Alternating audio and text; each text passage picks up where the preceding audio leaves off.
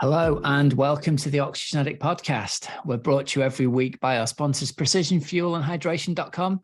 You can personalize your fueling and hydration strategy so you can perform at your best with 15% off your first order of electrolytes, carbohydrate fuel with the code OA23 at precisionfuelandhydration.com.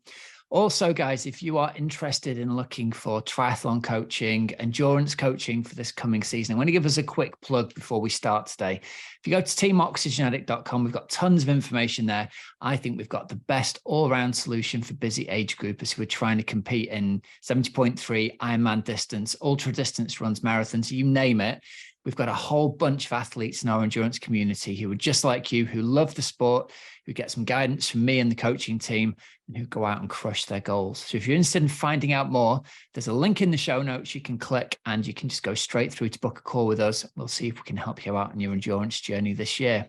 All right, guys, before we get started properly, whatever platform you're watching or listening on, if you're watching on YouTube, if you could like and subscribe, if you're on a podcast player, if you could follow us or subscribe on the podcast player there, really helps out the growth of the show. That's a tiny thing that you can do to help us. And people often, when I meet them at races, say, you know, hey, what can we do? Do you have a patrons thing for the podcast? And it's like, no, the best thing you can do for us is like and subscribe the content that we put out. We really appreciate that. And it helps us, you know, appear in the algorithms that help us get promoted a little bit more. So I believe we're putting out really good information that helps people, and we're getting loads of great feedback from people every week. So I'd just like it to get out there to more people. So if you could help us by doing that, really appreciate it.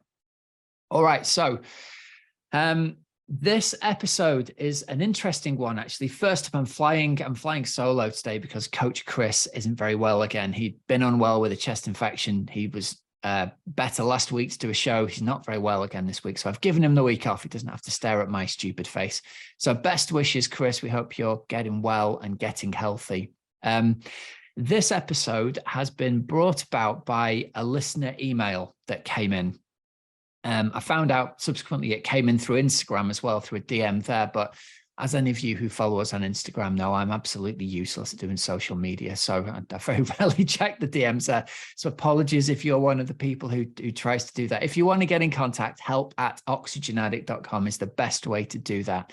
So our listener, Darren N., he got in contact first via Instagram and then via email to ask a question. And I thought it would make a really great episode at this time of year to discuss this question. It's around feeling burnt out, feeling unmotivated. Darren writes, I'm going to read his email out to you here. He says, hi, I've been listening to the podcast for a while now and picked up loads of tips and advice for training and nutrition. Thanks very much. I've been competing in triathlon for 7 years and completed my first Ironman event in Barcelona back in October last year. I managed to get round in 11:26, including a spill on the bike. Hey, so well done. That's a solid time, regardless of coming off the bike. That's amazing. You even got to the finish. But my question is, since completing the race, I found it increasingly difficult to find the motivation to train for this season. There's lots of episodes about pre-race training and preparation, but not much about the post-Ironman blues. When I get to the pool or on the bike, I enjoy it, but I've just got zero motivation. Is there any advice you could give on the matter? Thanks, Darren. So I thought what a great topic this would be. It is one of the not talked about topics amongst long distance endurance training is, and this is an interesting one. I've been in the sport for 23 years this summer doing 70.3s and Ironmans.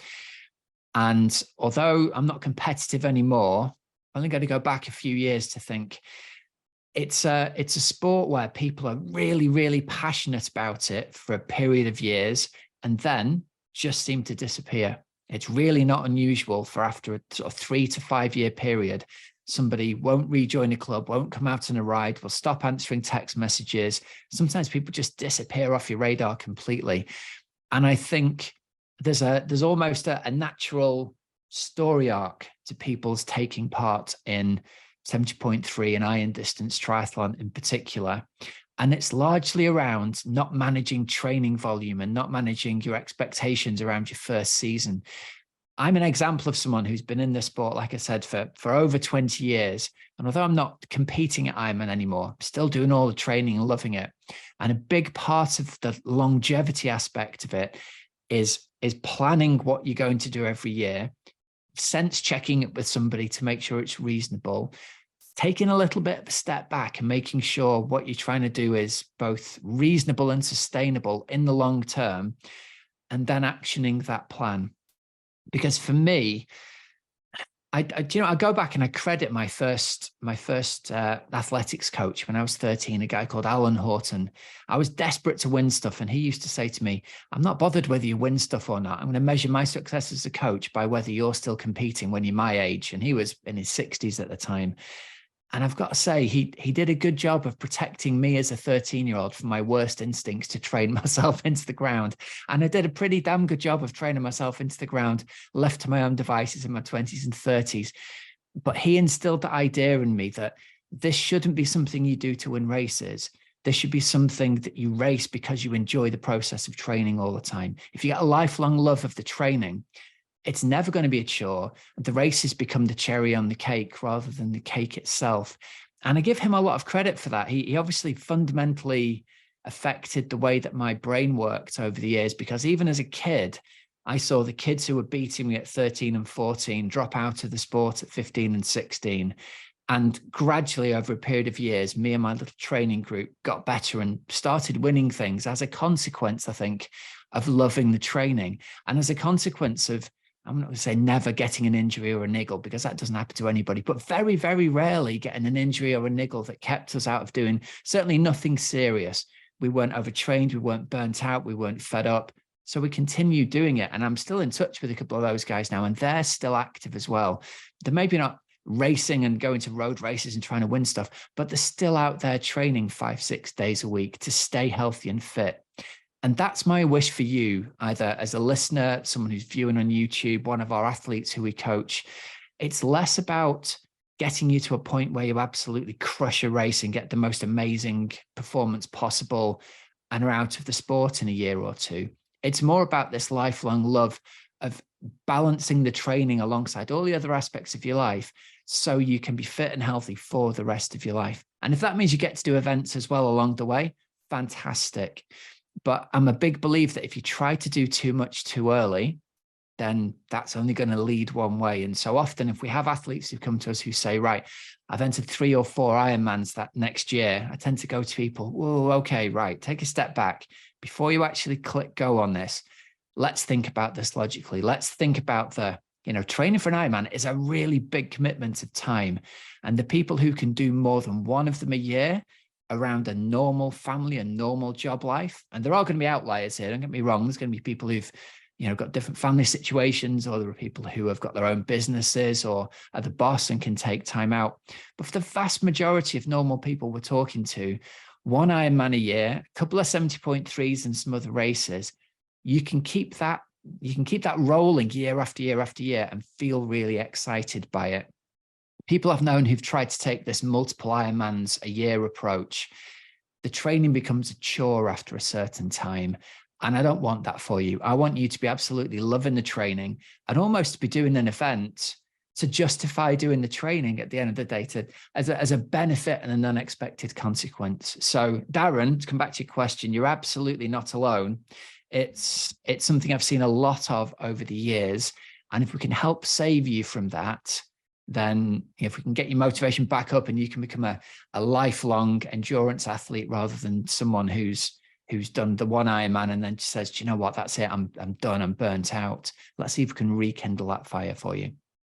So before we go into my talking points that I've come up with today, I want to give a shout out to our sponsors, Precision Fuel and Hydration. I want you to go over to their website, check out their free fuel and hydration planning tool. You can receive a personalized strategy for your next race. The plan will help you understand your own carbohydrate, electrolyte, and fluid needs, so you can refine a strategy during training that you can use in a race. It's not as simple as just drinking water. It's not as simple as just having some electrolytes or just eating some carbs. They've all got to balance each other out. And what you'll need will be different for you, the race you're doing, how hot it is, how long the event is, what kind of sweater you are, whether you're a heavy sweater, a salty sweater, Now, PF&H have got this awesome calculator on their website. It's a series of questions you answer, and it just gives you some guidance at the end and says, you are going to need, roughly this much carbohydrate, roughly this concentration of electrolytes. And if you're racing long distance and or racing in the heat of the summer, the electrolytes is as essential a part of staying hydrated as the fluid is. And the staying hydrated part is as essential, and the carbohydrate intake, they are as essential to your success on race day as the training that you've put in the run up to it. So I don't want to see anybody fail on race day who's really fit, but just hasn't got the carbs right, the electrolytes or the water right. So go over there. You can even book a free one-to-one video call with PF&H's expert athlete support team. They're really happy to help you nail your race nutrition plan and help you perform really well on race day. So yeah, go over there, take care of these little details. Even if you start planning now for a race that you're not doing for 3 or 4 months' time, I'm going to advise anyone racing long distance to be practicing their carbohydrate grams per hour intake, their electrolyte and fluid intake on their long runs and long rides now, so it isn't new to you a couple of weeks before race day. Get in the habit of doing that now. Okay, so head on over to precisionfuelandhydration.com. If you're a new customer, use our code OA23. You will get a nice 15% discount off your first order. That's precisionfuelandhydration.com. Okay, right then. Over to this week's episode where we're talking about battling Ironman burnout. Oh, excuse me, a little bit of a drink there. I've got a bit of a dry throat. So some ideas that I've had going forward then to help you battle the burnout. The first thing is, number one, let's recognize the signs of burnout. Let's define what this means. You're going to find that you're either consistently tired or run down. You're going to find that you're lacking the motivation to train. You don't really want to do races anymore. Or you're going to find that you've got difficulty sleeping or staying asleep in a really extreme case. It's not unusual for athletes to come to me and say, look, I've been waking up really early in the morning and thinking about the sessions that I've got to do. I'm going to bed late at night thinking about the sessions that I've got to do. Or I'm going to bed thinking about the races that I should be wanting to do, but I don't appear to be wanting to take part in them anymore. So there's a kind of early warning system here. If you recognize during your training that you're consistently tired and you consistently run down, you can address that. You can address it because your training and your life balance isn't correct. Now, it's easy for me to address with athletes that we coach because I'm giving them a well-balanced training plan. I'm getting feedback from them all the time on how they're feeling. We're measuring HRV, the heart rate variability. So that's a kind of fail-safe to make sure you're not training hard when you're really under stress anyway. So all these things will help, but it comes back to the early warning system aspect of it. If you can get ahead of this and take more recovery when you need it and have a break almost before you need it, you can kind of guarantee your longevity there.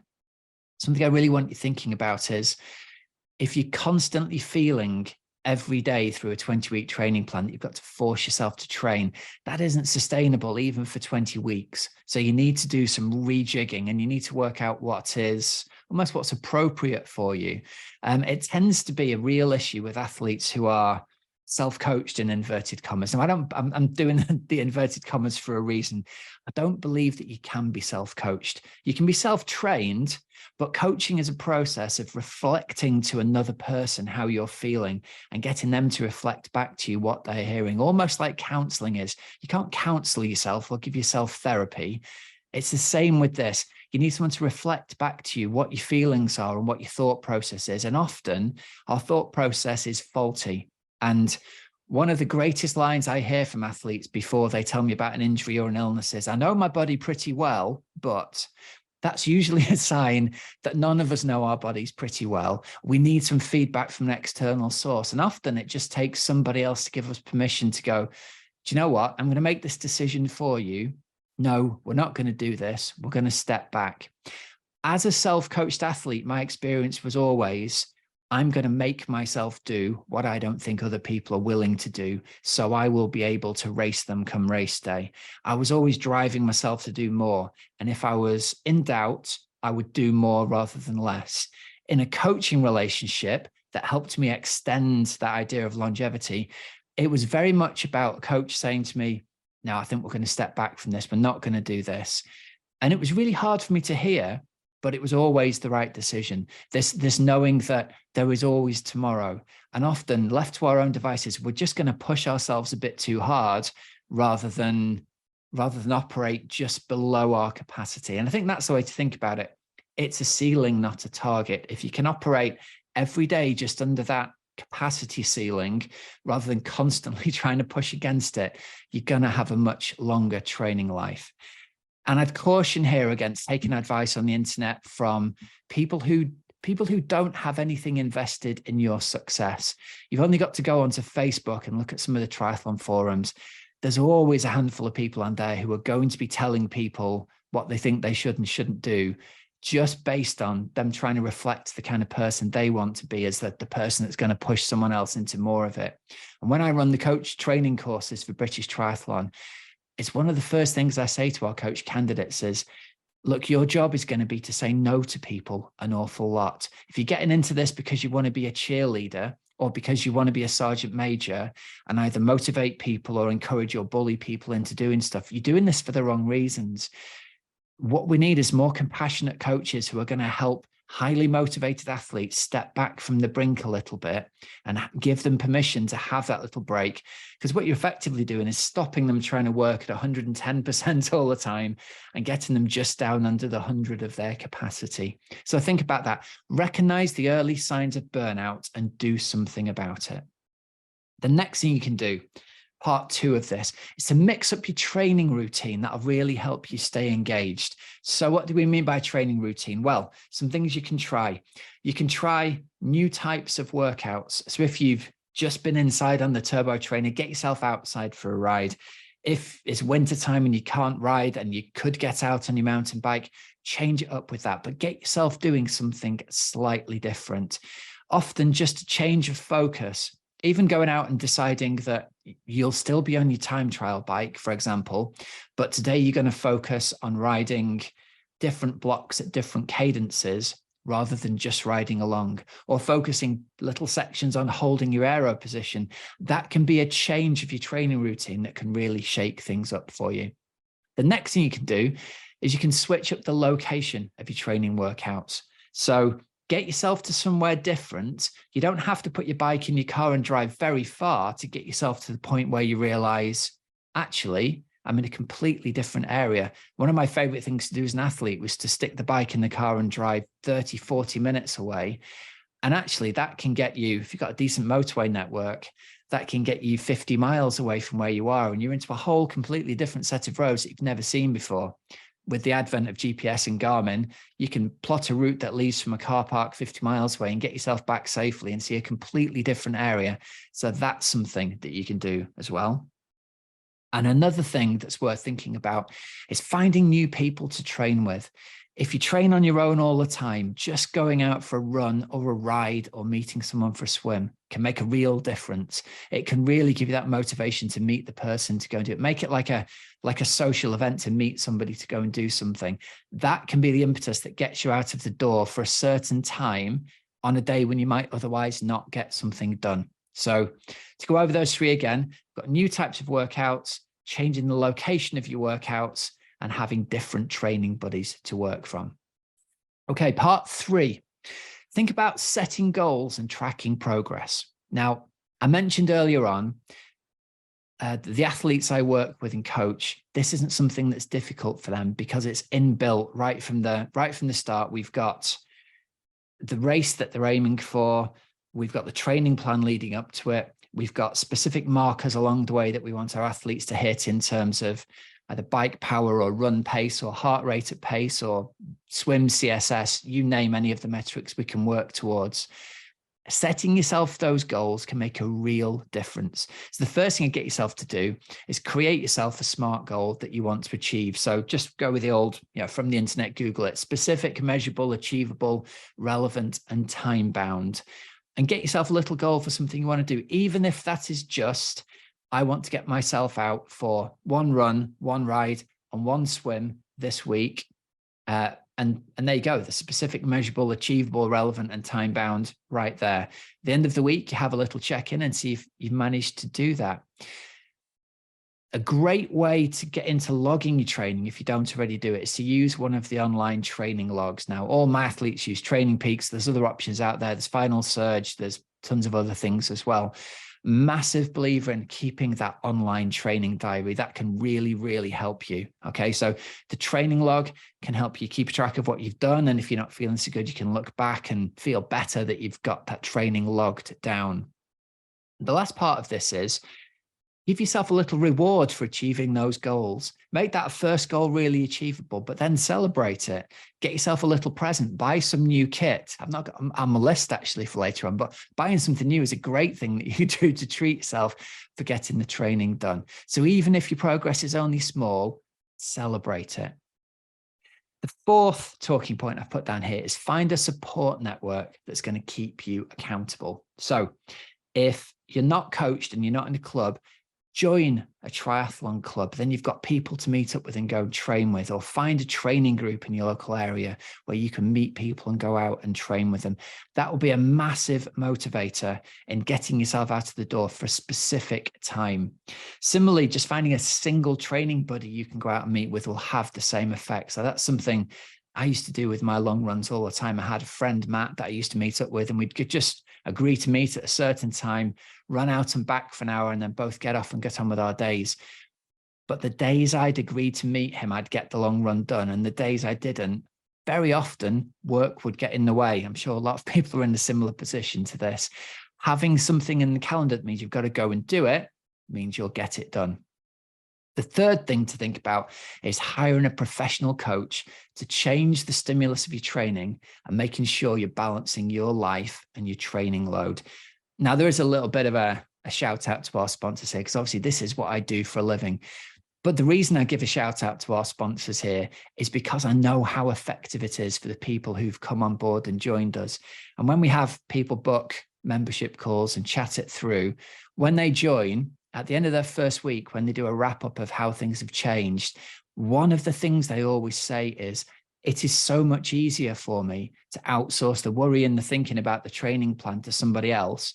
Just get on with putting my mental energy into doing the training plan rather than having to think about what I should be doing next. And often athletes tell me it was all they used to think about before. They were constantly thinking about, how did that last workout go? What should the next workout be? Having all of that worry outsourced to somebody is, it can save you tons and tons and tons of mental effort and can really solve that burnout issue. Now, the only thing I would say is make sure this is a professional that you go into here. I mentioned earlier this problem of there are people on the internet who want to come across like experts. Just make sure that the person you're talking to is qualified, experienced, and certified. They're the three checks that I would do. And if a person can't answer those questions when you ask them, if you're considering hiring them as a coach, what's your experience, what are your qualifications, and what are your certifications? They can't answer that, or they tell you a reason why one of those three is not important to you, why you shouldn't be bothered, they don't have it, there's a red flag for you.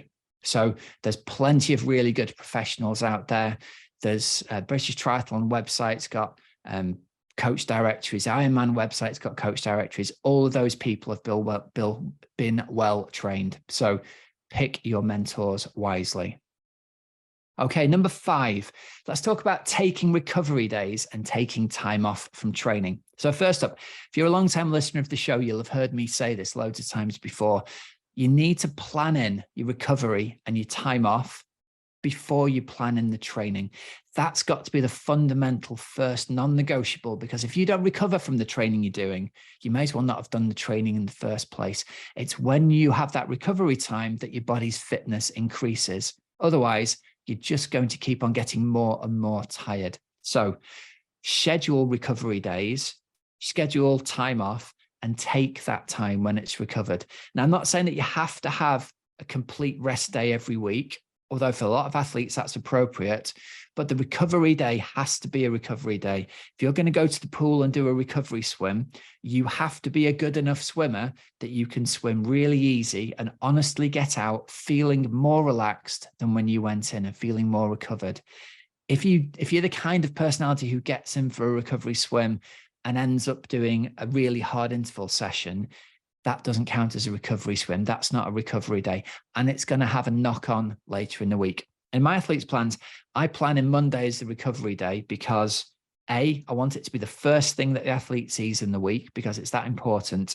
And B, it's often following the end of a big weekend that's often got a big volume of training in. And it's often at the end of a big week. So we really need that recovery. Next thing to think about is actually taking some time off from training during the week, during the year. So it's okay to go away and have a holiday. It's okay to go skiing in the winter. It's okay to go and have a beach holiday and not do any training. Your world is not going to fall apart if you have a total week off from training. And athletes often say, well, how long will it take me to get my fitness back after having 7 days off? And the answer is 0 days. You will have lost no fitness in that time that you've had off.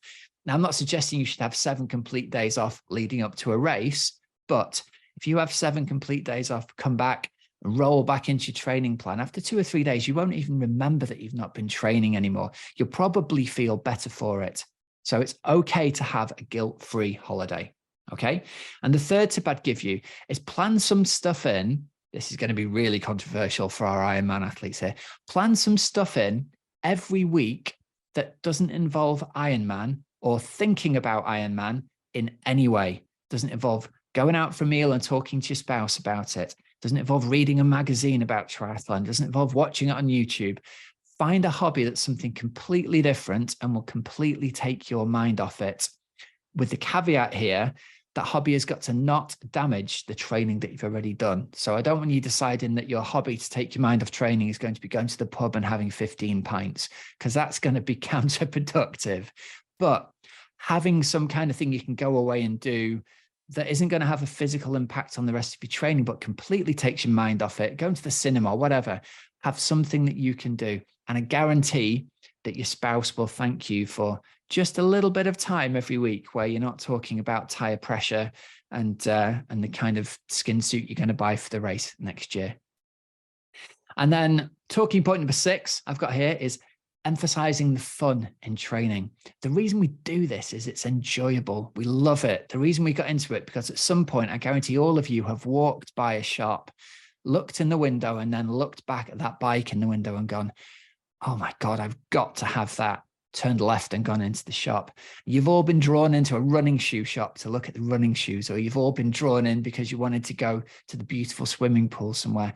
It's about enjoying the activity that we do, right? So focus on the enjoyment of the training rather than the outcome. Remember, it's okay to just go for a run, just go for a ride, just go for a swim, and it not be about times, paces, power, just to enjoy being out there in the outdoors. I'm a really, really big fan of using your runs every week as a hassle, stress-free, relaxing time out in nature. And especially when you're miles away from your A race, it's absolutely a brilliant way to wind down, to go for a run in the forest. Now, as you approach your A race in the last 12 weeks before your A race, you're going to want your runs to be specific. But the rest of the year, give yourself that break and get out into nature and really enjoy the feeling of being out in a different environment, okay? Try some new routes or locations for the workouts and keep things fresh. So I've already said, stick the bike in the car and drive 50 miles away. One of my favorite things to do is incorporating some fun challenges with friends and training partners when you're out there. So whatever that might be, whether it's challenging your partner to come up with a new route to take you somewhere where you've never been, or whether it's deciding you're going to go out and enter some kind of cross-country race together. There are things that you can do that will really break up the monotony of your everyday training, just getting something different done. Okay. So I hope those ideas have been helpful for you. There's a ton of stuff in there. I think that the big idea to wrap this back around to is your training shouldn't feel like a chore. It shouldn't feel as though you have to do the training so that you can do an event. Sounds like in your case, you're not ready to do another Ironman yet. You just need to find a love in the training again. And when you have done, you'll find yourself naturally inspired to enter an event to do. But like I said, have that be the cherry on the cake, not the cake itself. And I think you won't go far wrong with that. All right, well, that just about brings us to the end of this week's episode. Some discount codes and deals for you. Precision Fuel and Hydration are sponsors. OA23 at checkout for 15% off your first electrolyte order. That's precisionfuelandhydration.com. They've also obviously got those delicious carbohydrate chews, the drink mixers. Really big fan of that company. So get over there and check them out. And if you're interested in finding out more about coaching and training with Team Oxygen Addict, we've got some slots open at the moment from athletes whose memberships have ended and who've moved away from the sport. So it's pretty unusual for us to have a couple of slots at this time of year, actually. So if you're interested in coaching for the season going forward, get in touch. We've got a link in the show notes. You can book straight through to my calendar and we'll have a chat about what your goals are for this year, how we can best help you out. Like I've said before, I think we've got the most comprehensive coaching platform for busy age groupers out there. There's too much to tell you about on here, but if you're interested, you've liked the way you've heard this on the podcast or on YouTube, please get in touch and we'll have a chat and see how we can best help you out. All right then, guys. So there's links in the show notes so you don't have to remember them. Until next week, have a great, safe training and racing week. I'm Coach Rob Wilby, and you've been listening to the Oxygen Addict Podcast.